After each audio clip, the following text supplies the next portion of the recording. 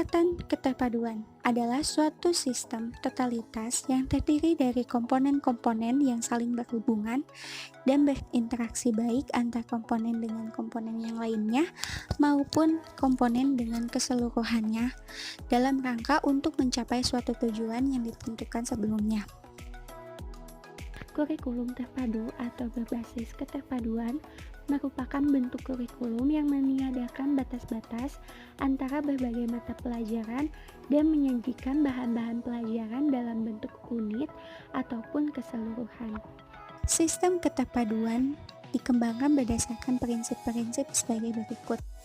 Yang pertama adalah suasana lapangan atau disebut juga dengan field setting yang memungkinkan siswa menampilkan kemampuannya di depan kelas. Yang kedua yaitu pengembangan diri sendiri atau self-development. Yang ketiga, adanya pengembangan potensi yang dimiliki masing-masing individu atau self-actualization.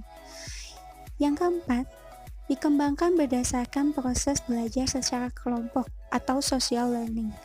Yang kelima, pengulangan dan penguatan atau reinforcement.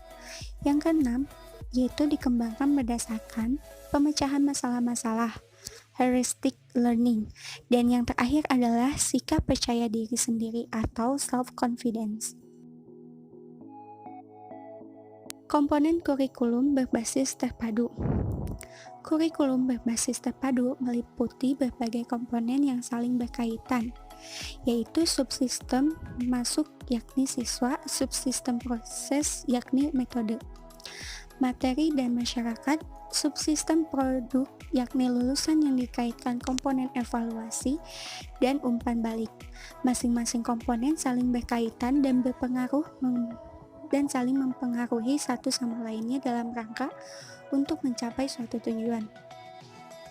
Nah, komponen kurikulum berbasis terpadu ini adanya komponen lulusan, di mana produk sistem kurikulum yang memenuhi harapan kuantitas, yakni jumlah lulusan sesuai dengan kebutuhan, dan adanya harapan kualitas, yakni mutu lulusan ditinjau dari segi tujuan, intrinsik dan tujuan ekstrinsik. Nah, yang kedua adanya komponen metode dan materi. Komponen metode terdiri dari program pembelajaran, metode penyajian, bahan dan media pendidikan. Sedangkan dalam komponen materi terdiri dari fasilitas, sarana dan prasarana, perlengkapan dan juga biaya. Selanjutnya adalah komponen evaluasi, di mana hal ini dilakukan untuk menilai keberhasilan suatu proses kurikulum dan ketercapaian dari tujuan kurikulum tersebut. Yang keempat, adanya komponen balikan. Hal ini dilakukan untuk memberikan informasi dalam rangka umpan balik demi perbaikan sistem kurikulum.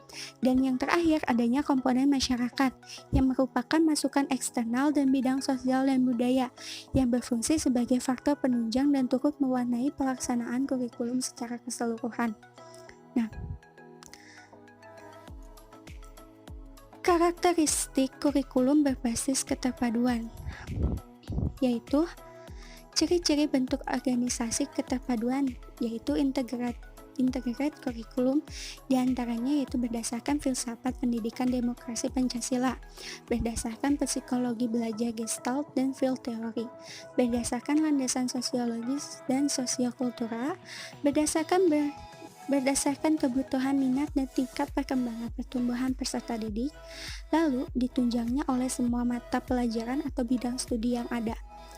Sistem penyampaiannya dengan menggunakan sistem pengajaran unit, yakni unit pengalaman dan unit mata pelajaran, serta peran guru sama aktifnya dengan peran peserta didik. Bahkan peran peserta didik lebih menonjol dan guru cenderung berperan sebagai pembimbing atau fasilitator. Bentuk-bentuk organisasi kurikulum terpadu.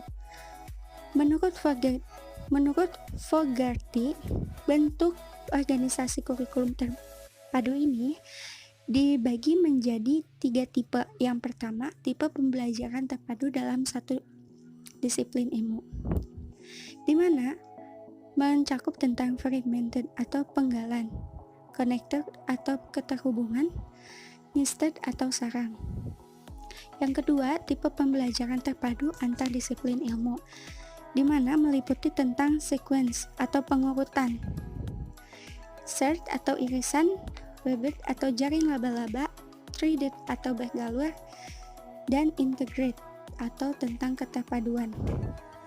Tipe ketiga yaitu tentang tipe pembelajaran terpadu yang mengutamakan keterpaduan faktor peserta didiknya. Yang pertama, adanya immersive atau terbenam.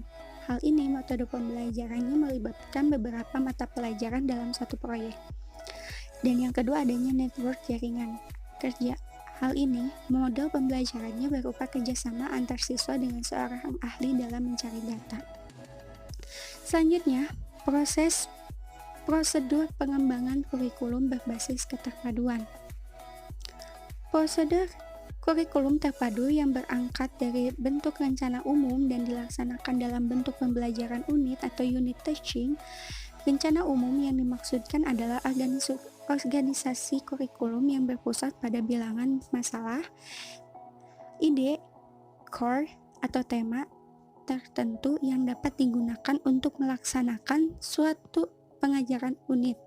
Dengan perkataan lain, research unit adalah unit-unit yang telah siap dibuat dan disusun secara umum, lengkap, dan luas, serta merupakan reservoir bagi pengembang pembelajaran unit. Yang pertama, adanya tujuan sumber unit, di mana tujuan pendidikan dan pembelajaran unit ini adalah untuk menyediakan sumber-sumber yang dapat digunakan dalam merencanakan sesuatu. Selanjutnya, memberikan bimbingan atau petunjuk dalam menentukan lingkup masalah.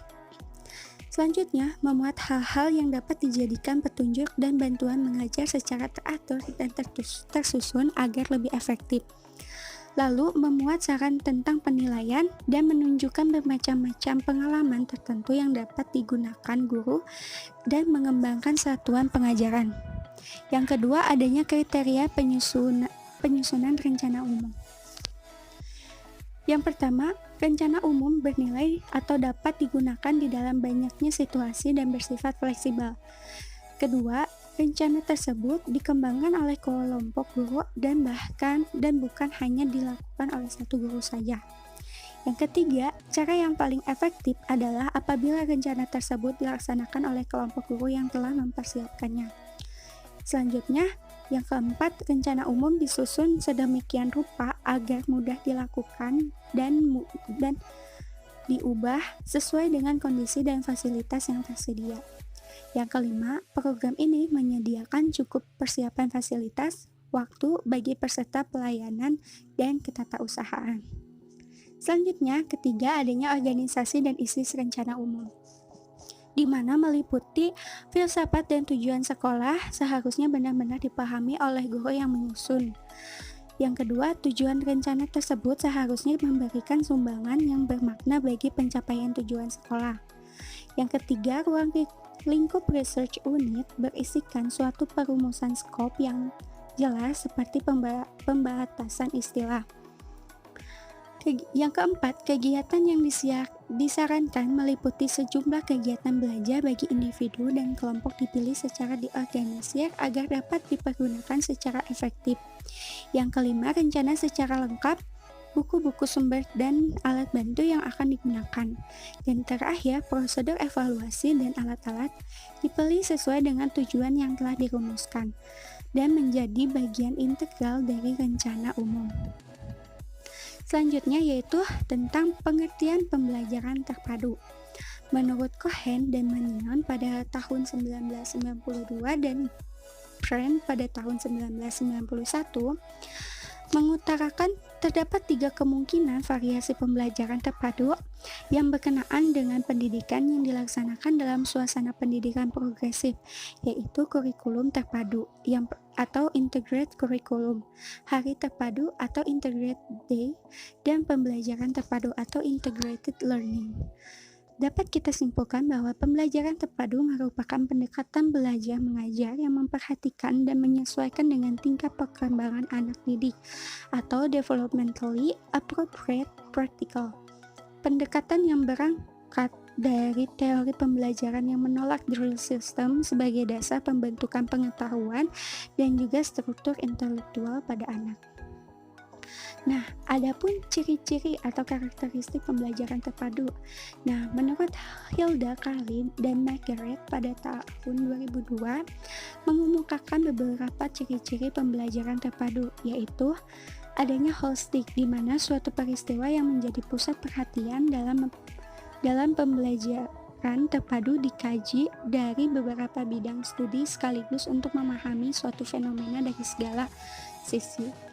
Yang kedua, bermakna, di mana keterkaitan antara konsep-konsep lain akan menambah kebermaknaan konsep yang dipelajari dan diharapkan anak mampu menerapkan perolehan belajarnya untuk memecahkan masalah-masalah nyata di dalam kehidupannya. Dan yang terakhir, aktif. Pembelajaran terpadu dikembangkan melalui pendekatan discovery inquiry. Peserta didik terlibat secara aktif dalam proses pembelajaran yang secara tidak langsung dapat memotivasi anak untuk belajar lebih giat.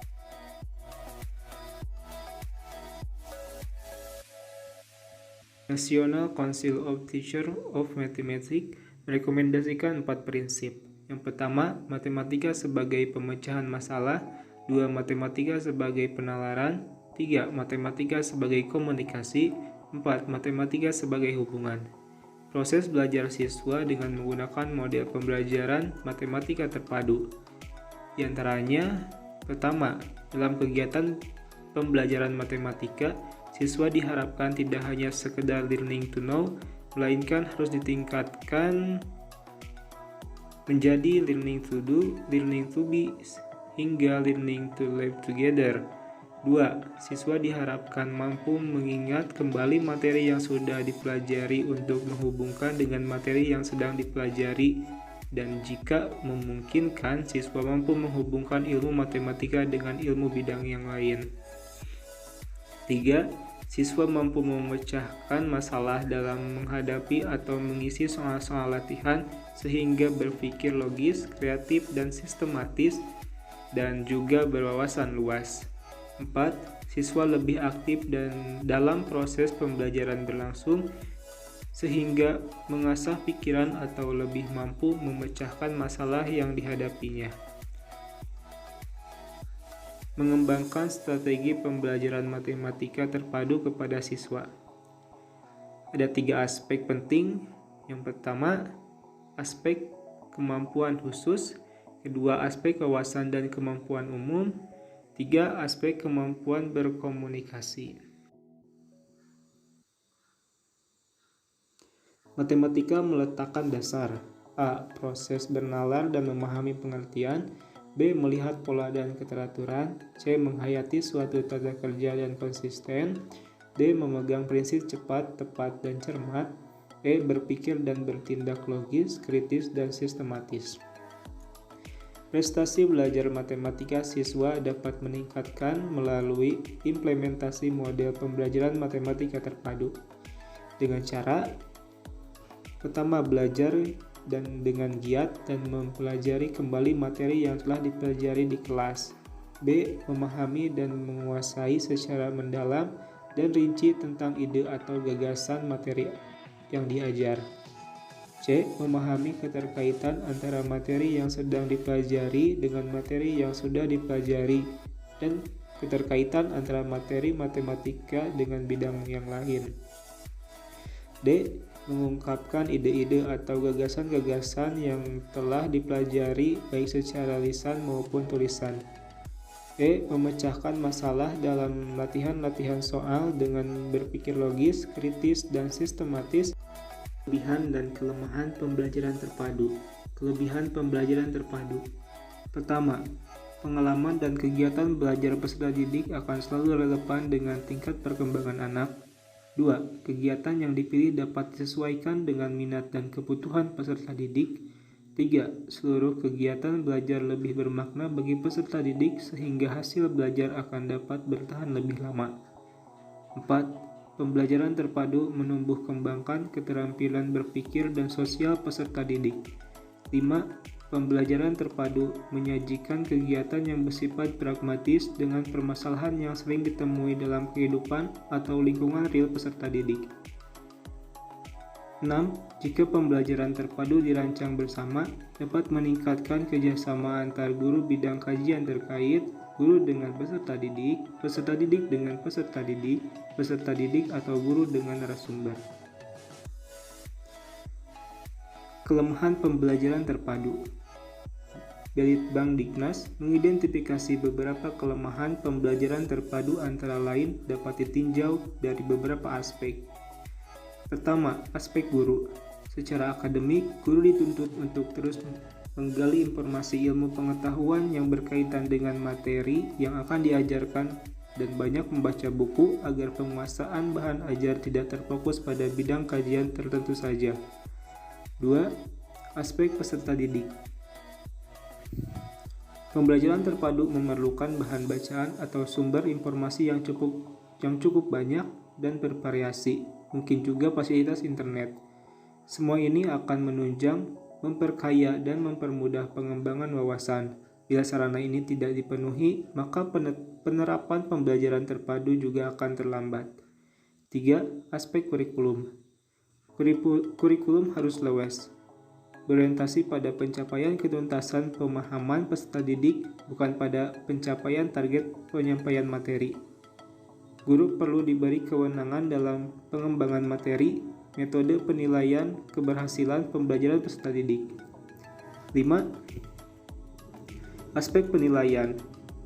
Pembelajaran terpadu memerlukan cara penilaian yang menyeluruh atau komprehensif, yaitu menetapkan keberhasilan belajar peserta didik dari beberapa bidang kajian terkait yang dipadukan.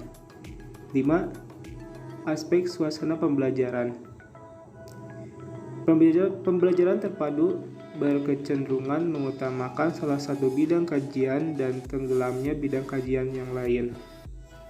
Dengan kata lain, pada saat mengerjakan sebuah tema, maka guru berkecenderungan menekankan atau mengutamakan substansi hubungan tersebut sesuai dengan pemahaman, selera, dan latar belakang pendidikan guru itu sendiri.